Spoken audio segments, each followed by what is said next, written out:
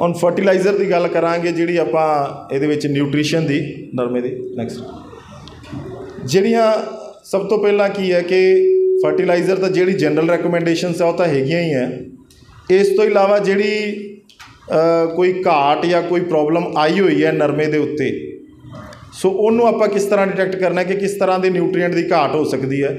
So generally किसी भी crop वास्ते फिजीबल है बट नरमे दे विच थोड़ा ज़्यादा क्राइटेरिया हो जाता है। उपरले पत्ते आपां नूं अलग दिखते हैं, पुराने पत्ते अलग दिखते हैं, सो उहदे च आपां ईजीली डिटैक्ट कर सकते हैं। सो जे घाट के लक्षण पुराने पत्ते ते नविआं पत्तियां दे उत्ते अलग अलग तरह के आउंदे ने। पुराने पत्तियां दे उत्ते नाइट्रोजन, फास्फोरस, पोटाशियम, मैगनीशियम ते मोलिब्डेनम सो ये जिहड़े न्यूट्रीएंट्स ने ये पुराने पत्तियां दे उत्ते घाट लिआंदे ने। नवे पत्तियां दे उत्ते मैंगनीज होगी, आयरन होगी, सल्फर होगी, ये जिहड़े न्यूट्रीएंट है ये नवे पत्तियां दे उत्ते आउंदे ने। सो पहले तो ये देखना है कि कोई भी सिम्पटम आया है वो उपरले पत्तियां ते आया कि नीचे वाले पत्तियां ते आया। सो जदों आपां थल्ले पत्तियां की गल करिए पोटाशियम ते मोलिब्डेनम इस तरह के न्यूट्रीएंट ने जिहड़े धब्बे बना देंदे ने पत्तियां दे उत्ते या बर्निंग की तरह दिखणगे। सो जिहड़े नाइट्रोजन, फास्फोरस, मैगनीशियम है ये धब्बे कोई नहीं बनाते। ये या तो नाड़ां हरियां रहिंदियां पत्ता पीला हो जाता है या पत्ता हरा रहिंदा नाड़ां पीलियां हो जांदियां। सो इस तरह के सिम्पटम लिआणगे मतलब नाड़ां दा रंग अलग होएगा, पत्ते का रंग अलग होएगा। सो अगे जे नाड़ां हरियां जिवें मैगनीशियम दे विच देखिया हुंदा कि पत्ता नाड़ां हरियां रहिंदियां आसे पासे पहला पत्ता पीला हो जाता फिर लाल हो जाता लाली च आ जाता। सो नाड़ां हरियां तो यह मतलब वो मैगनीशियम की घाट है बाकी पत्ते दे विच रंग चेंज हो गया। सो जे नाड़ां भी पीलियां दा मतलब थल्ला जिहड़ा उहदा पोर्शन है वो नाइट्रोजन की डेफिशिएंसी शो करता पे। सो जनरली ये जिहड़े फैक्टर्स है उस तरह नवे पत्तियां दे उत्ते भी हरियां नाड़ां या पीलियां नाड़ां दे बेसिस ते जे हरियां नाड़ां पत्ता पीला पिया है तो आयरन या मैंगनीज की घाट हो सकती है। जे नाड़ां पीलियां पै गई तो फिर वो सल्फर जिमें सल्फर के सारा पत्ता ही पीला पै जाता है सो वो सल्फर की घाट हो सकती है। सो इस करके थोड़ा जा ये जजमेंट वास्ते कि किहड़े न्यूट्रीएंट की उन्होंने स्ट्रैस आ रही है। जनरली इन्ने न्यूट्रीएंट्स की स्ट्रैस आउंदी नहीं बट ये विचों जे आपां गल करिए नाइट्रोजन, फास्फोरस, पोटाशियम, मैगनीशियम या सल्फर की भी किते प्रॉब्लम हो सकती है। सो जिंक की भी हो सकती है। ये कुछ तत्त ने जिन्हां दे आपां नूं थोड़ा जिहा ज़्यादा ध्यान देने की लोड़ है। नैक्सट नरमे दे विच नाइट्रोजन की घाट बेसिकली वैसे आउंदी नहीं है क्योंकि नाइट्रोजन की जिहड़ी रिक्वायरमेंट है फार्मर पूरी करते रहंदे ने। सो दो ही कारणों दे विच घाट आएगी नरमे दे विच जे नाइट्रोजन की आई है तो या तो उहदे कोलों वीड मैनेजमेंट नहीं होया क्योंकि जिन्ने वीड्स ने सारे दे सारे नाइट्रोजन नूं बहुत ज़्यादा एफिशिएंटली यूटिलाइज़ करते हैं नरमे नालों। जे उहदे वीड मैनेजमेंट की प्रॉब्लम है कख बहुत होया पिया नरमे दे विच फिर उहदा रिस्पॉन्स पत्तियां दे उत्ते पलत्तन के रूप च दिखाई देऊगा उत्थे नाइट्रोजन की घाट आऊ। या फिर जिथे पानी भारे लगते पे है भारी जमीन है या पानी खड़ जाता है उत्थे नाइट्रोजन की समस्या आनी है अदरवाइज नाइट्रोजन की समस्या नहीं आएगी। सो इन्हां दो हालतों के विच आपां फार्मर नूं उस हिसाब नाल एडवाइज़ करना है कि जे वीड्स की प्रॉब्लम है पहला वीड नूं टैकल करके फिर यूरिया एप्लीकेशन करानी है। जे हैवी सॉयल करके या हैवी इरीगेशन करके या स्टैगनेशन दे करके वाटर स्टैगनेशन करके प्रॉब्लम है तो आपां चाहे फोलियर एप्लीकेशन वाल जाइए उस टाइम ते थोड़ी देर लई जब तक थल्ला जोन ड्राई नहीं हुंदा तो चाहे ड्राई होने तो बाद आपां थल्ले यूरिया अप्लाई करिए उस हालतों के आपां थोड़ा जिहा इन्हां नूं यूरिया सबसटीट्यूट करना पैंदा है। नैक्सट फास्फोरस दे विच जिहड़ी घाट है जनरली पत्तियां दे उत्ते ना पतराल जिहड़ा है वो हल्के गुलाबी या जामनी रंग की भाव मारन लग जाता है।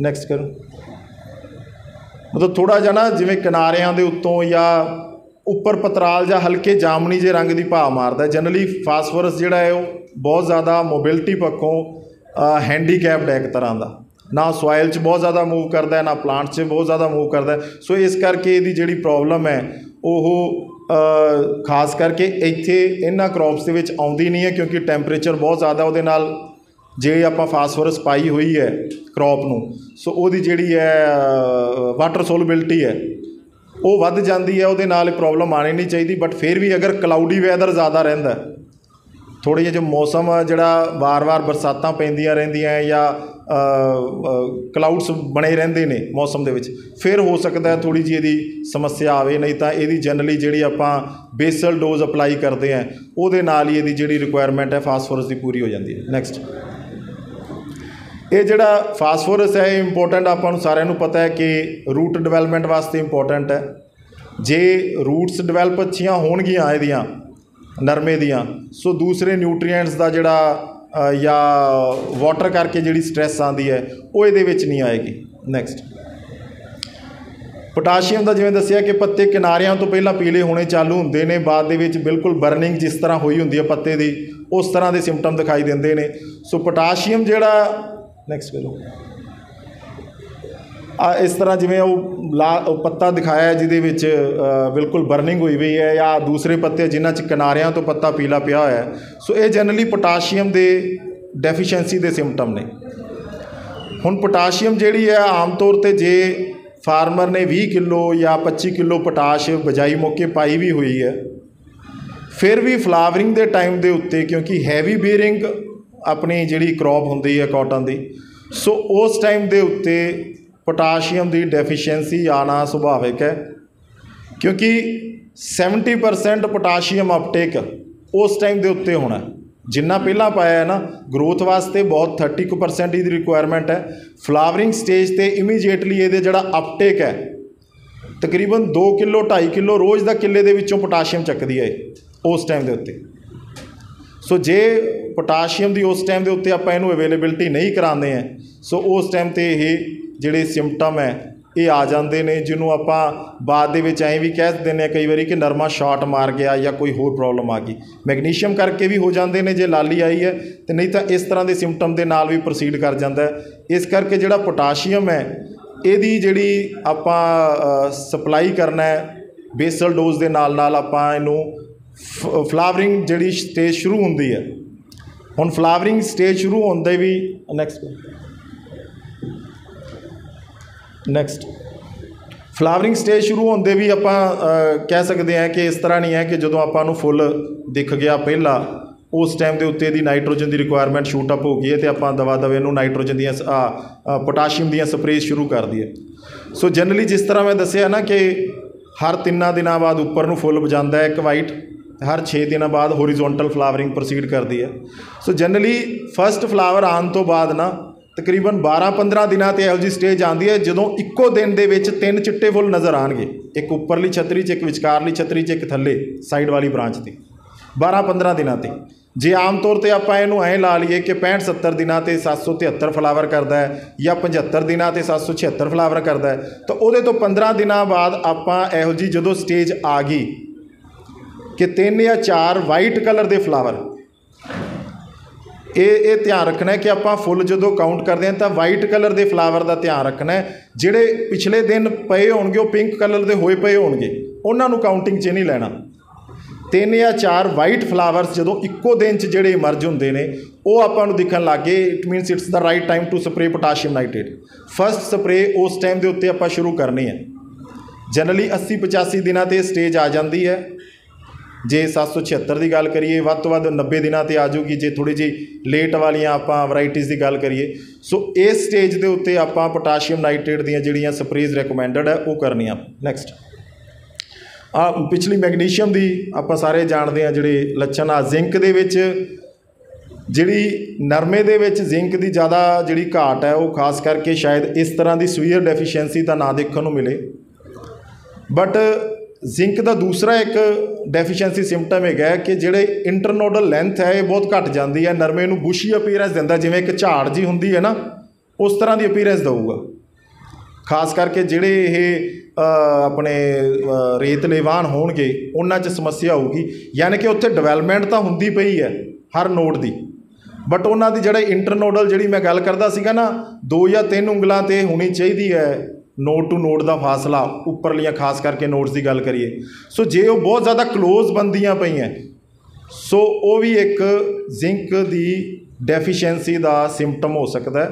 ਸੋ ਆਪਾਂ ਹਲਕੀਆਂ ਜ਼ਮੀਨਾਂ ਦੇ ਵਿੱਚ ਜਿਹੜੀ ਜ਼ਿੰਕ ਹੈ ਇਹ ਆਪਾਂ ਨੂੰ ਉੱਥੇ ਅਪਲਾਈ ਕਰਨੀ ਚਾਹੀਦੀ ਹੈ, ਜਾਂ ਜ਼ਿੰਕ ਸਲਫੇਟ ਦੀ ਆਪਾਂ ਸਪਰੇਅ ਵੀ ਕਰ ਸਕਦੇ ਹਾਂ। ਨੈਕਸਟ, ਖਾਦਾਂ ਦੀ ਮਾਤਰਾ ਪੈਕੇਜ ਦੇ ਵਿੱਚੋਂ ਆਪਾਂ ਸਾਰੇ ਜਾਣਦੇ ਹਾਂ, 2 ਗੱਟੇ ਜਿਹੜੀਆਂ ਆਮ ਕਿਸਮਾਂ ਨੂੰ, ਸਵਾ ਗੱਟਾ ਆਪਾਂ ਜਿਹੜੀਆਂ ਸਵਾ ਗੱਟਾ ਆਮ ਕਿਸਮਾਂ ਨੂੰ, 2 ਗੱਟੇ ਹਾਈਬ੍ਰਿਡ ਕਿਸਮਾਂ ਨੂੰ ਆਪਾਂ ਪਾਉਣੇ ਨੇ ਯੂਰੀਆ ਦੇ।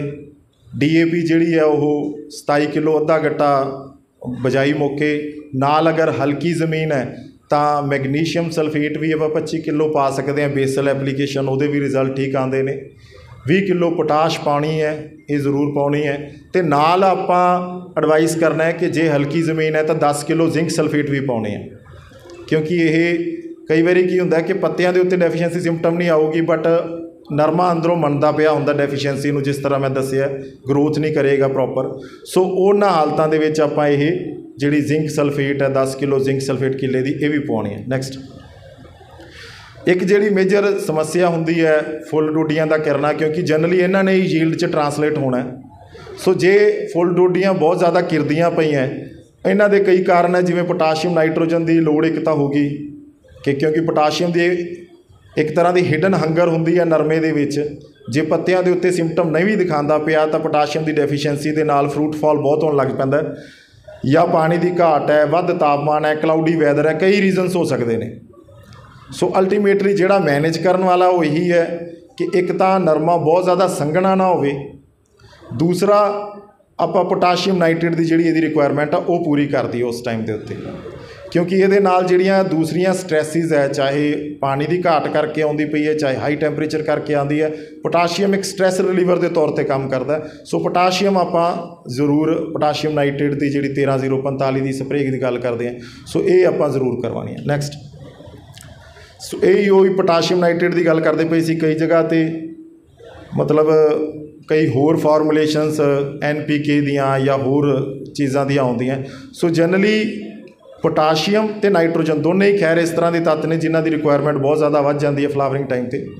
ਸੋ ਆਪਾਂ ਨੂੰ ਜਿਹੜੀ ਪੋਟਾਸ਼ੀਅਮ ਨਾਈਟ੍ਰੇਟ ਦੀ ਹੀ ਜਿਹੜੀ ਆਪਾਂ ਵਰਤੋਂ ਕਰਾਂਗੇ, ਉਹਦੇ ਨਾਲ ਜ਼ਿਆਦਾ ਯੀਲਡ ਦੇ ਵਿੱਚ ਬੈਨੀਫਿਟ ਮਿਲੇਗਾ, ਬਜਾਏ ਕਿ ਕੋਈ ਹੋਰ ਆਪਾਂ ਆਪਣੇ ਹੋਮ ਸੋਲਿਊਸ਼ਨਸ ਬਣਾ ਕੇ ਜਾਂ ਕੋਈ ਹੋਰ ਚੀਜ਼ ਕਰੀਏ ਉਹਦੇ ਨਾਲ। ਸੋ ਇਹਦੇ ਜਿਹੜੀਆਂ 4 ਸਪਰੇਜ਼ ਆਪਾਂ ਹਫਤੇ ਦੀ ਵਿੱਥ 'ਤੇ ਕਰਨੀ ਹੈ। ਜਨਰਲੀ 1 ਮਹੀਨੇ ਸਵਾ ਮਹੀਨੇ ਦੇ ਵਿੱਚ ਇਹ 4 ਸਪਰੇਜ਼ ਕੰਪਲੀਟ ਹੋ ਜਾਂਦੀਆਂ ਜਦੋਂ ਫਲਾਵਰਿੰਗ ਸੈੱਟ ਹੋਈ ਆ। ਉਸ ਤੋਂ ਬਾਅਦ ਜਿਹੜੀ ਮੈਗਨੀਸ਼ੀਅਮ ਸਲਫੇਟ ਦੀ ਗੱਲ ਹੈ, ਮੈਗਨੀਸ਼ੀਅਮ ਸਲਫੇਟ ਆਪਾਂ 1 ਕਿਲੋ 100 ਲੀਟਰ ਪਾਣੀ 'ਚ ਇਹਦੀ 1% ਘੋਲ ਬਣਨਾ, ਉਹਦਾ 2% ਘੋਲ ਬਣਨਾ। 100-125 ਲੀਟਰ ਪਾਣੀ ਸਫੀਸ਼ੀਐਂਟ ਹੁੰਦਾ ਹੈ ਸਪਰੇਅ ਦੇ ਵਾਸਤੇ, ਨਰਮੇ ਦੇ ਵਿੱਚ ਖਾਸ ਕਰਕੇ ਨਿਊਟਰੀਐਂਟਸ ਵਾਸਤੇ, ਕਿਉਂਕਿ ਇਹਦੇ ਜਿਹੜੇ ਨਰਮੇ ਦੇ ਜਿਸ ਤਰ੍ਹਾਂ ਪੱਤਿਆਂ ਦੀ ਡਿਵੈਲਪਮੈਂਟ ਹੁੰਦੀ ਜਾਂਦੀ ਹੈ,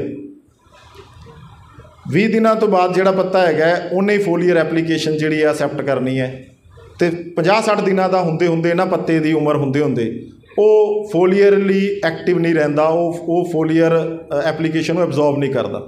ਸੋ ਟਾਰਗੇਟ ਇਹਦੇ ਵਿੱਚ ਇਹ ਹੋਣਾ ਚਾਹੀਦਾ ਕਿ 100-125 ਲੀਟਰ ਤੋਂ ਜ਼ਿਆਦਾ ਪਾਣੀ ਨਾ ਲਾਈਏ, ਕਿਉਂਕਿ ਥੱਲੜੀ ਕੈਨੋਪੀ ਨੂੰ ਭਿਉਣਾ ਨਹੀਂ ਹੈ ਆਪਾਂ ਇਹਨਾਂ ਚੀਜ਼ਾਂ ਦੇ ਵਿੱਚ। ਆਪਾਂ ਸਿਰਫ ਉੱਪਰਲੀ ਕੈਨੋਪੀ ਨੂੰ ਟਾਰਗੇਟ ਕਰਨਾ ਜਿੱਥੇ ਯੰਗ ਲੀਵਸ ਨੇ। ਸੋ ਉਹਦੇ ਵਿੱਚ ਜੇ ਆਪਾਂ ਟਾਰਗੇਟ ਕਰਦੇ ਹੋਏ ਆਪਾਂ ਇਹਦੀ ਸਪਰੇਅ ਐਪਲੀਕੇਸ਼ਨ ਕਰਾਂਗੇ, ਸੋ ਉਹ ਇਹਦੇ ਵਾਸਤੇ ਜ਼ਿਆਦਾ ਬੈਨੀਫੀਸ਼ੀਅਲ ਹੈ। ਜੇ ਜ਼ਿਆਦਾ ਪਾਣੀ ਦੀ ਵਰਤੋਂ ਕਰਾਂਗੇ ਤਾਂ ਜਿਹੜਾ ਜਿੰਨਾ ਪਾਣੀ ਹੁੰਦਾ ਉੱਪਰ ਪੱਤਿਆਂ ਦੇ ਉੱਤੇ ਦੀ, ਉਹ ਜਿਵੇਂ ਤਰੇਲ ਥੱਲੇ ਡਿੱਗ ਪੈਂਦੀ ਹੈ ਉਸੇ ਤਰ੍ਹਾਂ ਥੱਲੇ ਆ ਕੇ ਡਿੱਗਦਾ ਮਿੱਟੀ ਦੇ ਵਿੱਚ। ਸੋ ਉਹਦੀ ਫੋਲੀਅਰ ਜਿਹੜੀ ਹੈ ਐਫੀਸ਼ੀਐਂਸੀ ਉਹ ਬਹੁਤ ਘੱਟ ਹੁੰਦੀ ਹੈ।